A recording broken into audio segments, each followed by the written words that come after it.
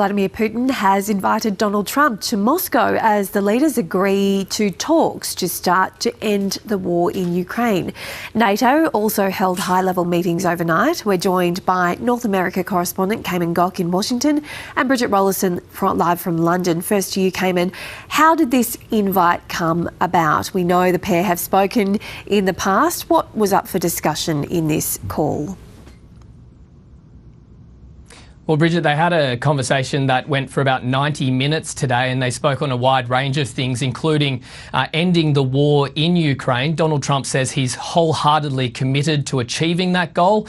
Now, on this phone call, he thanked President Putin for his cooperation with the US and working closely with them. And he also agreed that the two should visit each other's countries. But more importantly, they both have agreed to begin immediate negotiations with the US and Ukraine to end the war.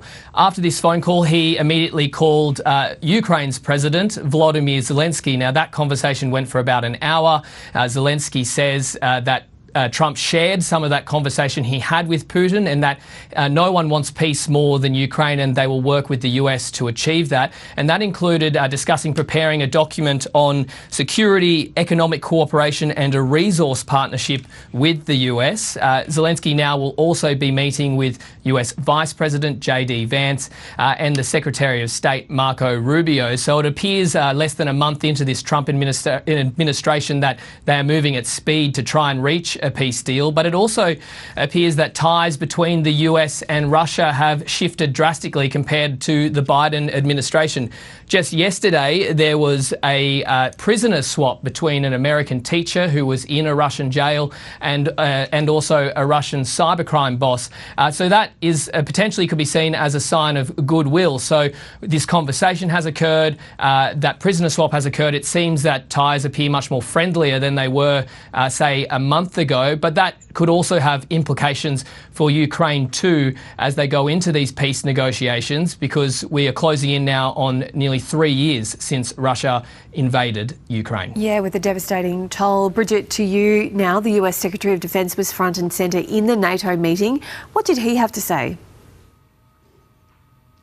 Well, Bridget, Ukrainians had been bracing for what the US would do once Donald Trump took over, because the US is Ukraine's biggest military and financial backer.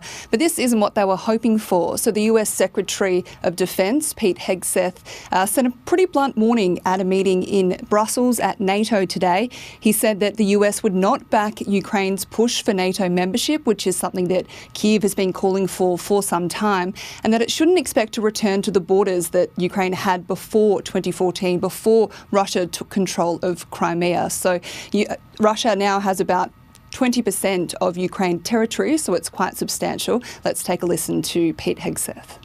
We want, like you, a sovereign and prosperous Ukraine. But we must start by recognizing that returning to Ukraine's pre-2014 borders is an unrealistic objective.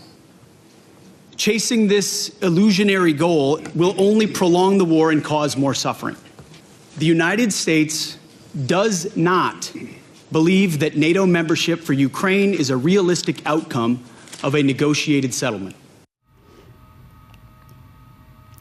Now, this is all a pretty cold shower for Ukrainians, and it shows a shift in policy from the previous US administration. And just last night in Kyiv, 3 people were killed after the biggest missile attack we've seen by Russia there in weeks. So this destruction is very much continuing.